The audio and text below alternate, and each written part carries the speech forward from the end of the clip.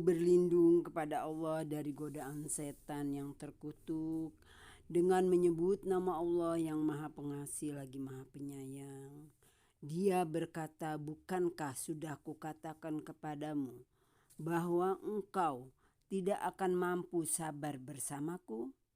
Dia Musa berkata, jika aku bertanya kepadamu tentang sesuatu setelah ini, maka jangan lagi engkau memperbolehkan aku menyertaimu. Sesungguhnya engkau sudah cukup bersabar menerima alasan dariku. Maka keduanya berjalan hingga ketika keduanya sampai kepada penduduk suatu negeri, mereka berdua meminta dijamu oleh penduduknya. Tetapi mereka penduduk negeri itu tidak mau menjamu mereka. Kemudian keduanya mendapatkan dinding rumah yang hampir roboh di negeri itu. Lalu dia menegakkannya. Dia Musa berkata, jika engkau mau niscaya engkau dapat meminta imbalan untuk itu. Dia berkata, inilah perpisahan antara aku dengan engkau. Aku akan memberikan penjelasan kepadamu atas perbuatan yang engkau tidak mampu sabar terhadapnya.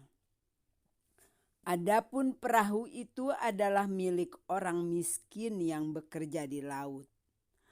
Aku bermaksud merusaknya karena di hadapan mereka ada seorang raja yang akan merampas setiap perahu. Dan adapun anak muda kafir itu kedua orang tuanya mukmin. Dan kami khawatir kalau dia akan memaksa kedua orang tuanya kepada kesesatan dan kekafiran. Kemudian kami menghendaki sekiranya Tuhan mereka menggantinya dengan seorang anak lain yang lebih baik kesuciannya daripada anak itu dan lebih sayang kepada ibu bapaknya. Dan adapun dinding rumah itu adalah milik dua anak yatim di kota itu, yang di bawahnya tersimpan harta bagi mereka berdua. Dan ayahnya seorang yang saleh. Maka Tuhanmu menghendaki agar keduanya sampai dewasa dan keduanya mengeluarkan simpanannya itu sebagai rahmat dari Tuhanmu. Apa yang kuperbuat bukan menurut kemauanku sendiri. Itulah keterangan perbuatan-perbuatan yang engkau tidak sabar terhadapnya. Dan mereka bertanya kepadamu Muhammad tentang Dzulkarnain. Katakanlah, akan kubacakan kepadamu kisahnya. Sungguh kami telah memberi kedudukan kepadanya di bumi. Dan kami telah memberikan jalan kepadanya untuk mencapai segala sesuatu. Maka dia pun menempuh suatu jalan. Hingga ketika dia telah sampai di tempat yang matahari terbenam, dia melihatnya matahari terbenam di dalam laut yang berlumpur hitam. Dan di sana ditemukannya suatu kaum tidak beragama. Kami berfirman, wahai Dzulkarnain, engkau boleh menghukum atau berbuat kebaikan, mengajak beriman kepada mereka. Dia Dzulkarnain berkata, barang siapa berbuat zalim, kami akan menghukumnya. Lalu dia akan dikembalikan kepada Tuhannya. Kemudian Tuhan mengazabnya dengan azab yang sangat keras. Adapun orang yang beriman dan mengerjakan kebajikan, maka dia mendapat pahala yang terbaik sebagai balasan. Dan akan kami sampaikan kepadanya perintah kami yang mudah-mudah.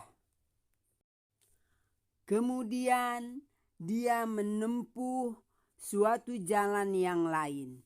Hingga ketika dia sampai di tempat terbit matahari sebelah timur, didapatinya matahari bersinar di atas suatu kaum yang tidak kami buatkan suatu pelindung bagi mereka dari cahaya matahari itu. Demikianlah, dan sesungguhnya kami mengetahui segala sesuatu yang ada padanya. Zulkarnain. Kemudian dia menempuh suatu jalan yang lain lagi. Hingga ketika dia sampai di antara dua gunung, di depannya, di belakang kedua gunung itu, suatu kaum yang hampir tidak memahami pembicaraan. Mereka berkata, "Wahai Zulkarnain, sungguh Ya'juj dan Ma'juj itu makhluk yang berbuat kerusakan di bumi. Maka bolehkah kami membayarmu imbalan agar engkau membuatkan dinding penghalang antara kami dan mereka?" Dia Zulkarnain berkata, "Apa yang telah dianugerahkan Tuhan kepadaku lebih baik daripada imbalanmu. Maka bantulah aku dengan kekuatan agar aku dapat membuatkan dinding penghalang antara kamu dan mereka. Berilah aku potongan-potongan besi, hingga ketika potongan besi itu telah terpasang sama rata dengan kedua puncak gunung itu, dia Zulkarnain berkata, tiuplah api itu. Ketika besi itu sudah menjadi merah seperti api, dia pun berkata, berilah aku tembaga yang mendidih agar kutuangkan ke atasnya besi panas itu. Maka mereka Ya'juj dan Ma'juj tidak dapat mendakinya dan tidak dapat pula melubanginya. Dia Zulkarnain berkata, dinding ini adalah rahmat dari Tuhanku. Maka apabila janji Tuhanku sudah datang, dia akan menghancur luluhkannya. Dan janji Tuhanku itu benar. Dan pada hari itu kami biarkan mereka Ya'juj dan Ma'juj berbaur antara satu dengan yang lain. Dan apabila sangkakala ditiup lagi, akan kami kumpulkan mereka semuanya. Dan kami perlihatkan neraka jahanam dengan jelas pada hari itu kepada orang kafir, yaitu orang yang mata hatinya dalam keadaan tertutup, tidak mampu dari memperhatikan tanda-tanda kebesaranku, dan mereka tidak sanggup mendengar. Maka apakah orang kafir menyangka bahwa mereka dapat mengambil hamba-hambaku menjadi penolong selain aku?